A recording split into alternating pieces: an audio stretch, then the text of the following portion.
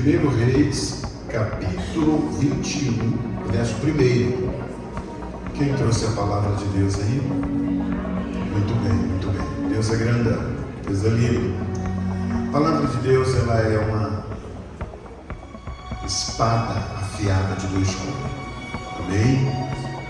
Livro de 1 Reis, capítulo 21, verso 1. Podemos ver a palavra? Diz assim: e sucedeu depois destas coisas, que tendo Nabote o jezreelita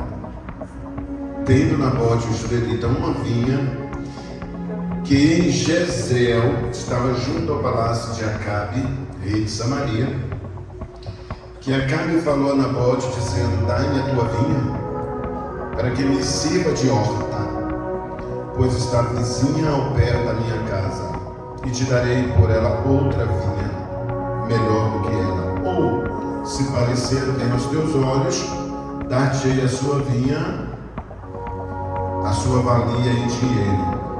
Porém Nabote disse a Acabe: guarde-me o Senhor, de que eu te dê a herança dos meus pais. Então Acabe veio desgostoso e indignado à sua casa por causa da palavra de Nabote, o jezreelita. Lhe falara dizendo: não te darei a herança dos meus pais. E deitou-se na sua cama e voltou o rosto e não comeu pão. Amém? Glória a Deus. Vamos orar. Pai, na unção do Senhor nesta noite, pedimos a tua bênção, Senhor. Pedimos a graça e a misericórdia do teu Espírito Santo. Traga luz sobre a palavra que foi lida, será ministrada nesta noite, Pai. Que a glória seja do Senhor, não minha, não do homem, mas do Senhor, Pai. Em nome de Jesus. Amém? Pode se sentar e dar um aplauso para a palavra. A palavra de Deus é digna de ser exaltada e glorificada no mundo do Senhor. Amém? Querido, o texto que nós lemos, ele tem um personagem central, em evidência, que é o nosso irmão Nabote. Para chegarmos à vinha, nós temos que saber quem era Nabote. Nabote era um israelita que morava nos termos de Jezreel, uma das cidades lá nos termos de Israel. Que era Israel nesse período? Israel apenas não era uma geração nesse momento, era uma nação. Por que uma nação? Porque quando Salomão faleceu, o reino que seria de um dos seus filhos herdeiro, ele foi dividido entre dois dos seus filhos por uma guerra política, Quem sabe, um queria o reino, outro queria o reino, porque os dois eram filhos. Porém, sempre há a questão da primogenitura. O primeiro é quem herdava. E Salomão deixou essa luta, essa batalha entre os filhos dele, qual deles seria o verdadeiro herdeiro do trono da nação santa Israel. E por conta disso, houve uma dinastia religiosa. O que é isso? Um racha, uma divisão. Olha o que a política vem desde anos, trazendo.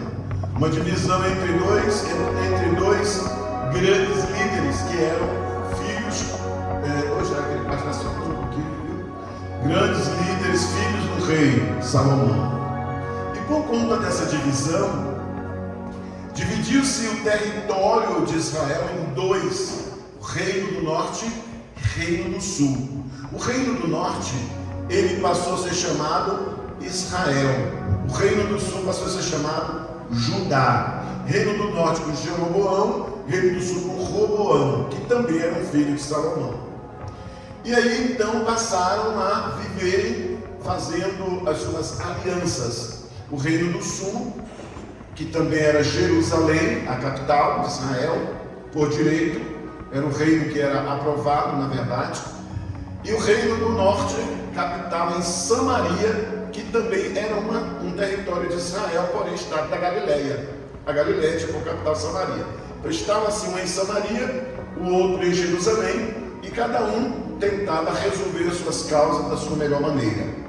E logo que o reino do norte, em Israel, Jeroboão reinou, ele fez aliança com o rei da Síria, um rei pagão, um rei ímpio, um rei profano, que não adorava ao Deus de Israel, adorava outros deuses. E nós sabemos quais as consequências desastrosas de que um cristão faz aliança com o mundo, com o paganismo, com o pecado. Muitas vezes porque queria ganhar algum poder, ou quem sabe, um fortalecimento. Quem sabe Jeroboão pensou, vou fazer aliança com o rei da Síria, o rei da Síria se torna meu amigo, é assim que acontece no dia de hoje. E aí eu vou ter mais poder na sociedade em que vivo, vou ser mais fortalecido, vou ter condição de lutar e guerrear contra outros inimigos e vou vencer. É o contrário. Toda vez que um cristão faz aliança com o mundo ou com pessoas que não têm o temor de Deus, que não servem ao único verdadeiro Deus, ele tem prejuízo, ele perece, acaba-se. Pode começar bem, mas termina mal. A gente tem exemplo de pessoas que começou tão bem, crente, a igreja envolvido na obra, no reino, pastores, líderes, grandes líderes, que hoje não se ouve falar nem o nome mais, porque caíram, porque se aliaram com o mundo, se aliaram com o pecado, se aliaram com a mentira, com os conchavos, com as vergonhas que contraria o princípio divino, a palavra de Deus. A Bíblia chega a dizer que não existe comunhão entre a luz e as trevas. Ou eu sou cristão e vivo como cristão, me mantenho como cristão e eu testemunho o verdadeiro cristianismo, ou eu não vou ser nada, não vou chegar a lugar nenhum. O máximo que eu posso fazer é marcar a história em que vivi, e muitas vezes de forma desastrosa. E isso aconteceu com o reino do norte, Israel, na direção de Jeroboão. O reino caiu, foi invadido por Samaria. Samaria domina Israel. Lembra das tropas que vieram para Samaria, para Jerusalém, quando Eliseu era profeta em Israel, que Naamã era leproso e ele se tornou príncipe de Israel, porque nessa época a Síria dominava Israel, certo?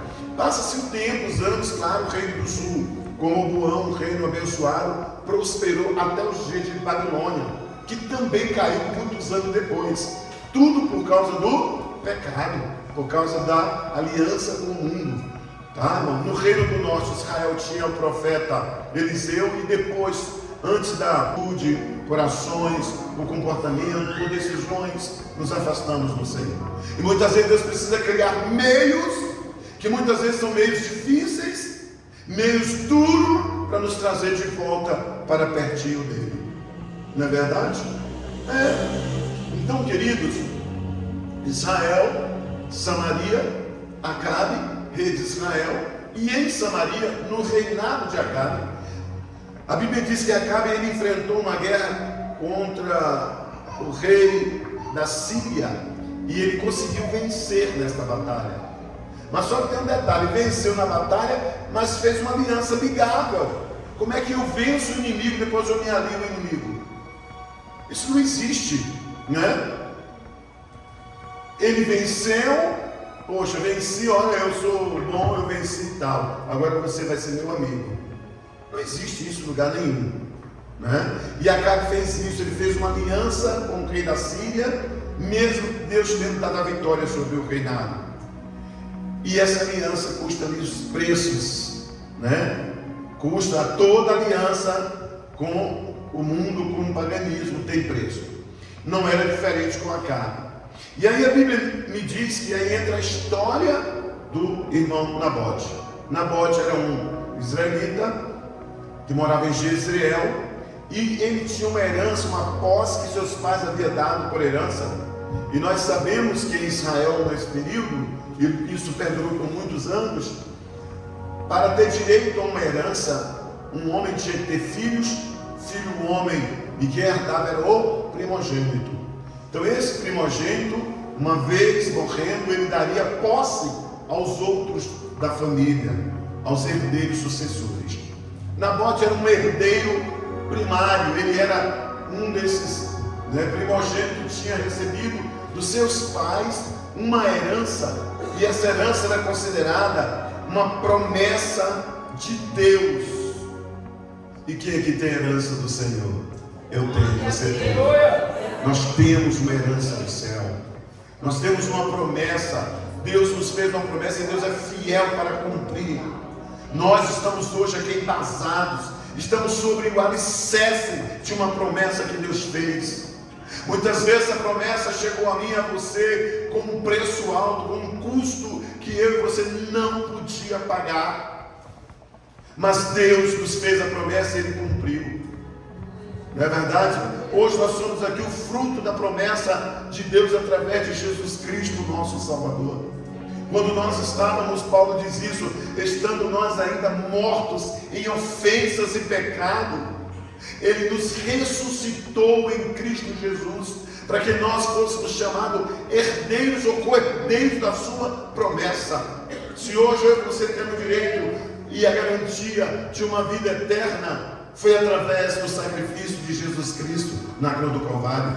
E eu preciso me manter leal, fiel a esse sacrifício, me reportar a esse sacrifício todos os dias da minha vida. Eu não posso abrir mão dessa promessa, caso contrário eu terei o prejuízo devido. Então, queridos, Nabote era um grande servo de Deus, temente e fiel ao Senhor.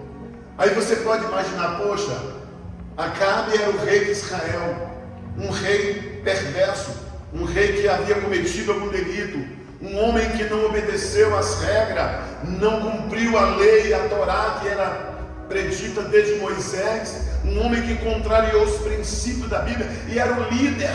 Isso não impede de eu e você servir a Deus, porque alguém não foi bom testemunho, porque alguém não serviu. O nosso erro muitas vezes é ficar nos mirando nas pessoas, irmão. Porque tem crente que ele só é crente se vê alguém crente. Se aquele crente cai, cai também.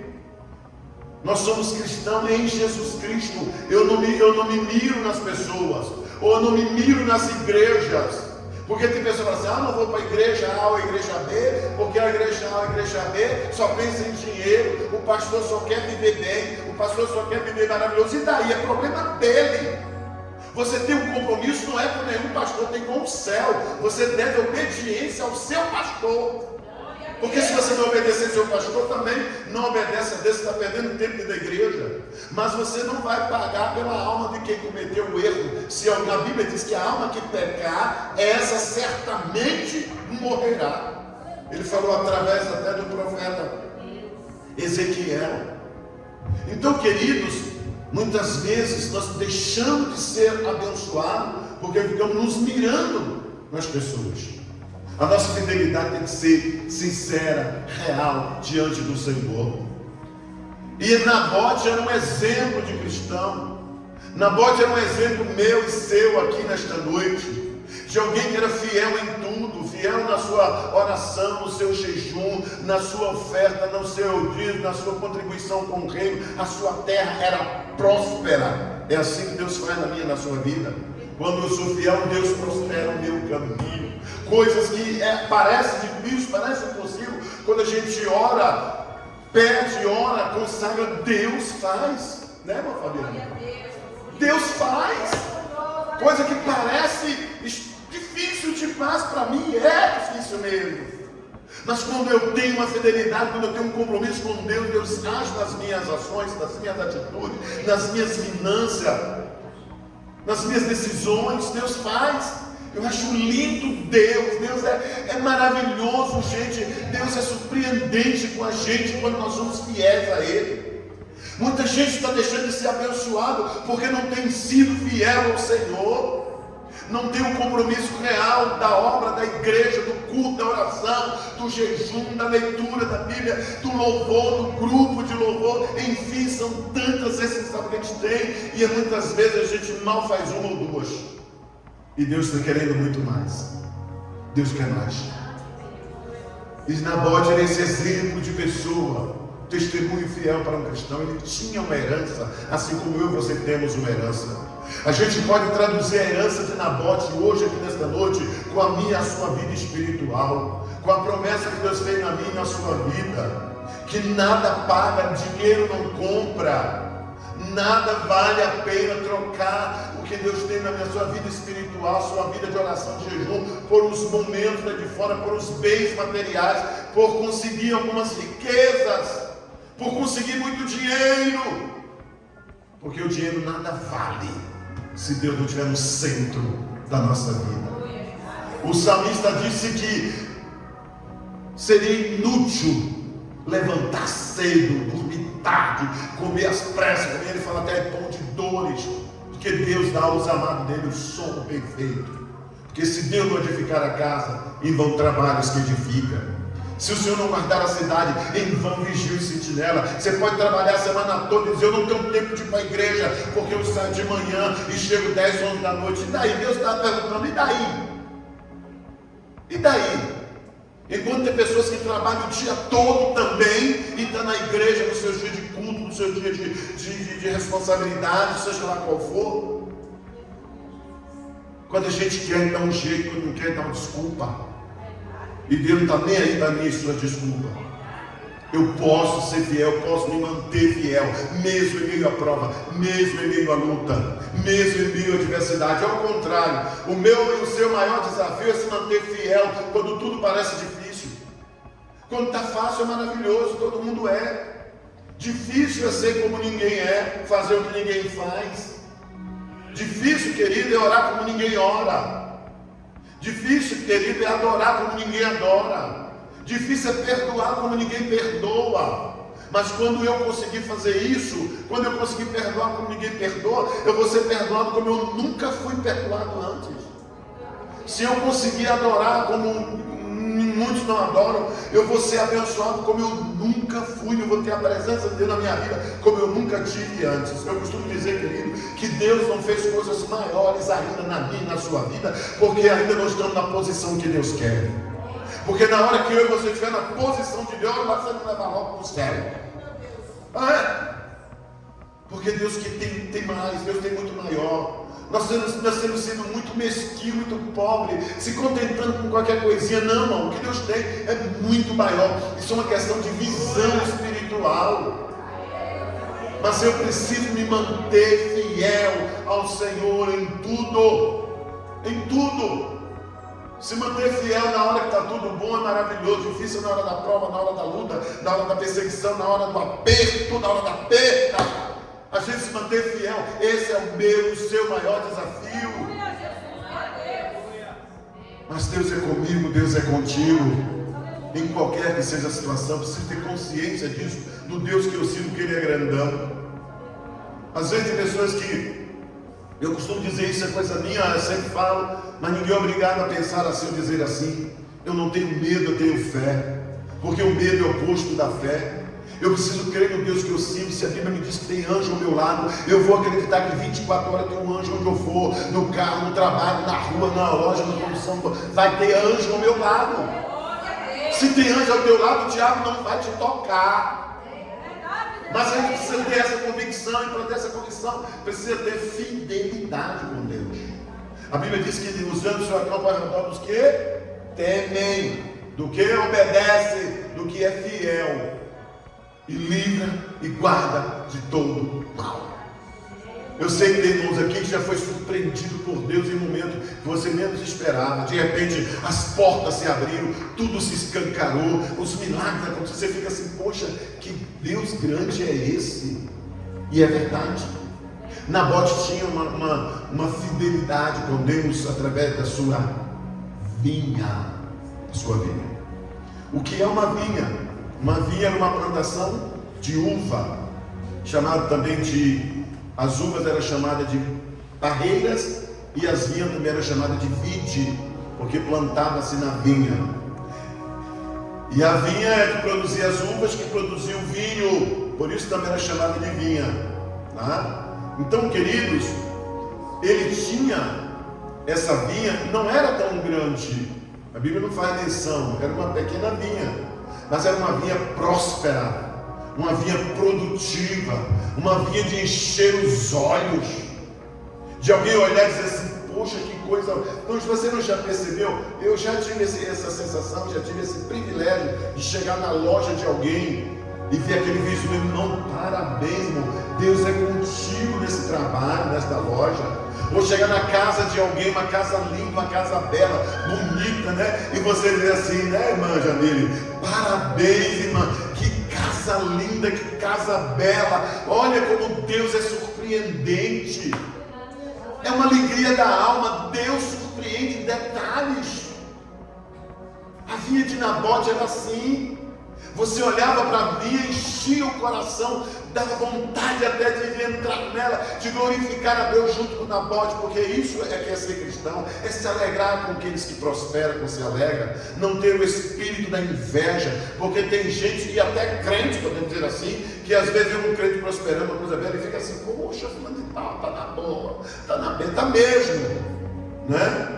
Se é Deus, ele vai continuar, se não foi, não vai prosperar mais, não vai chegar ali e vai regredir. Porque tem gente que muitas vezes está no auge, e às vezes nem é Deus, mas se não for Deus, não vai adiante. Mas se for Deus, vai ficar melhor. Vai ficar melhor. E olha só, querido, Acabe aqui é o símbolo do nosso inimigo. Aquele que parece amigo e não é amigo. Nabote aqui é o símbolo daquele que quer destruir, tomar o que é meu, o que é seu. Nabote aqui é o símbolo de Satanás, ou o símbolo do mundo em que vivemos.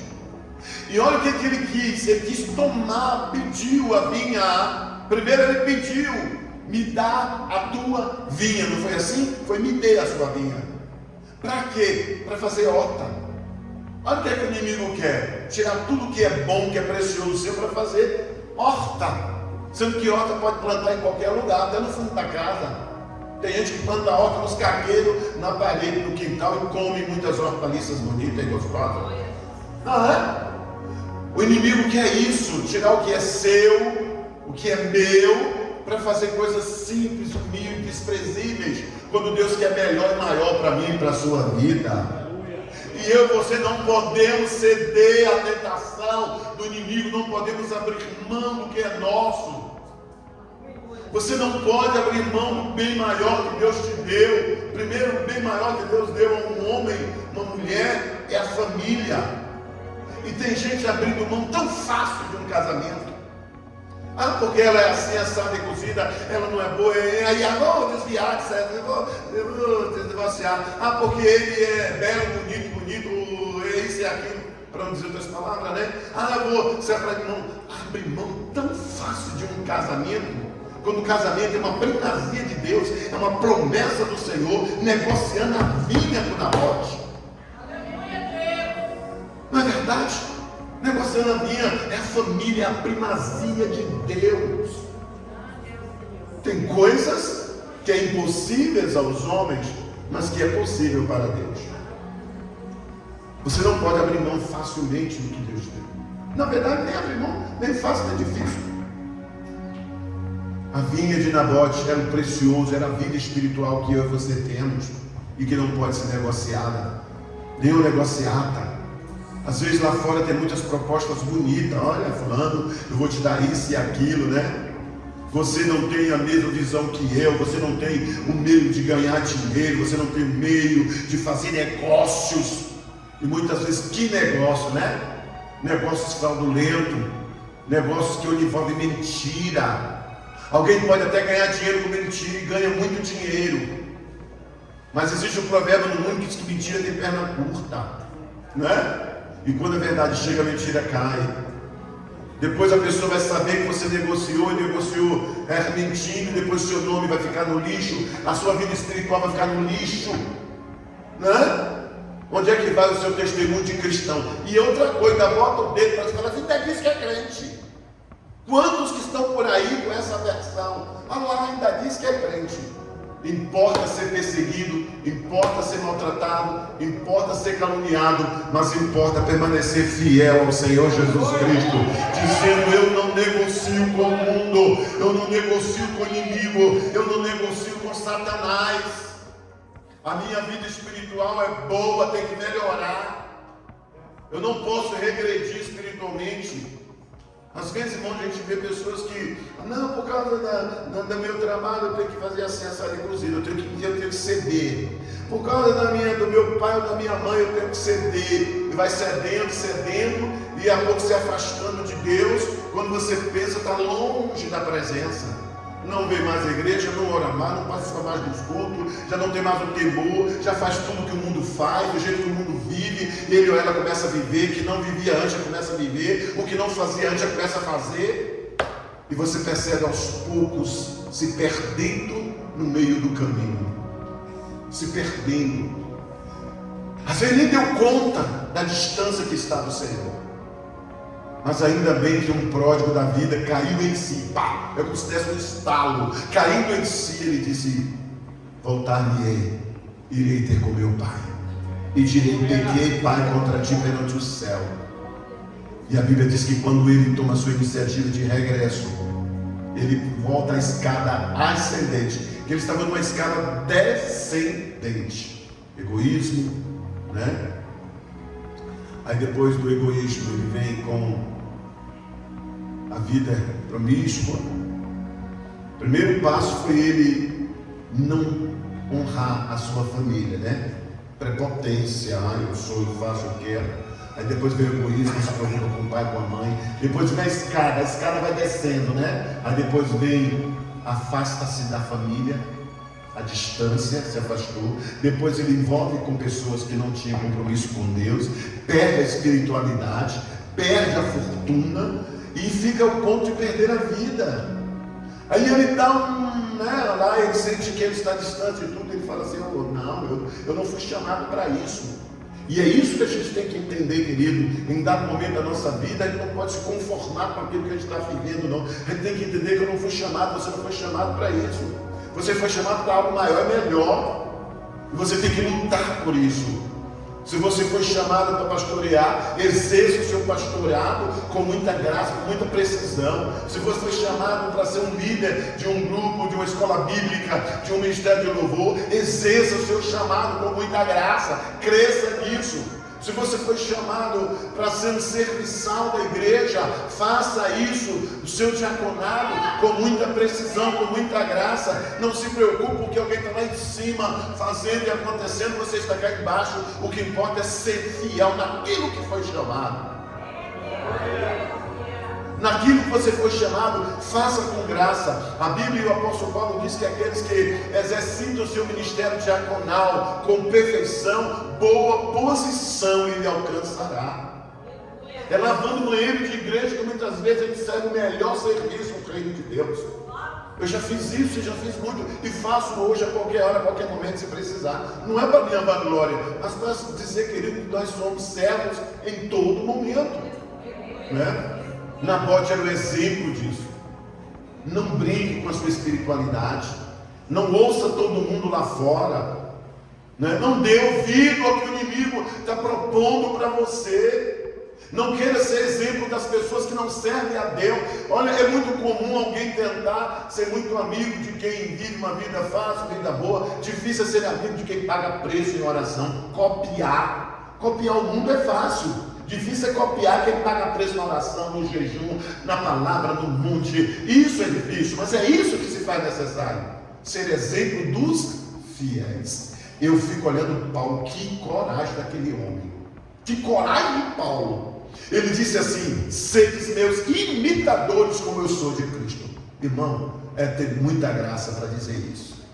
Você pode dizer para alguém da sua família, você é mãe, diga para seu filho: seja minha imitadora como eu sou de Cristo. Você pode dizer isso para seu esposo: seja meu imitador como eu sou de Cristo. Eu creio que tem gente aqui que pode sim. Ou podemos dizer que todos vocês devem fazer isso.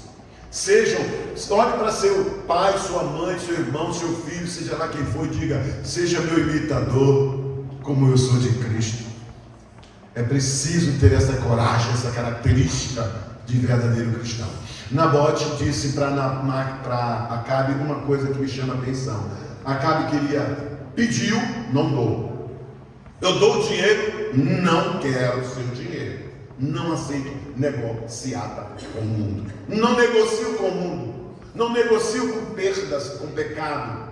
Nabote queria a vinha a todo custo, né? Ele não deu, não bebeu e disse: me livre ou me guarde o Senhor de abrir mão da promessa dos meus pais. Deus me guarde de fazer aliança comigo.